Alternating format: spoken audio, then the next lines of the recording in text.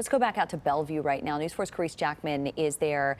Carice, you've been speaking with a lot of people here this morning. What are you hearing? Lauren, they're just kind of cautiously looking at the water behind their backyard. I mean, they're seeing the parts of the creek that leads to the Harpeth River overflowing into their yard. So a lot of people are just kind of moving their belongings. And joining us right now is Chris Butterick. We spoke with him earlier today. Hi, good morning, Chris. Good morning. Yeah, Chris, tell us a little bit about what the night has been like for you. When did you start to notice the water come up?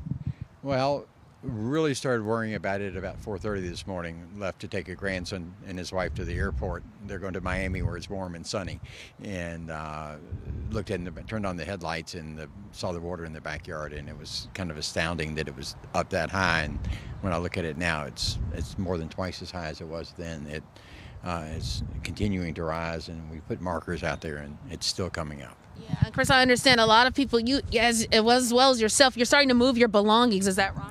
Yeah, we emptied the lower part of the house and moved things to the front of the house in anticipation of the water rising. It's still got a ways to go before it'll get in the house, but my neighbor next door has already got water in his garage, which is a little bit lower than his house, and I don't know. I don't know how much water there's coming, and because this feeds off of other rivers and other streams, and we don't know what's going to happen yet, so we're just kind of watching it. Yeah, and you weren't here for 2010, but you've lived in Florida. You told me you lived in Mississippi. Have you ever seen anything like this while you were here? Nothing like this type of flood. I mean, I was in Jackson, Mississippi when Katrina came through, and that was pretty scary. This is unsettling, but hopefully, the city officials are here and people are aware of it, and hopefully they'll make the good decisions that they didn't make in 2010 with releasing any more water into the system. It's overflowing right now, obviously. Thank you so much, Chris. And again, so many neighbors are like Chris, kind of monitoring the water, waiting to hear from officials to see what's going to happen, if they have to do anything at all. But again, they're just trying to take precautions and move their belongings as they try to wait to see when this floodwater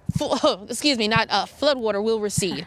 Back to you guys. We like to think about Florida, though, yes, as he was saying, warm and sunny, right? The Florida State shirt on as well. I noticed in the background, they have the moving truck there. Yeah. He's consider him one of the lucky ones. He has a chance to move his stuff. He had an early warning. He knows what's coming his way. Last night, a lot of people didn't get that warning.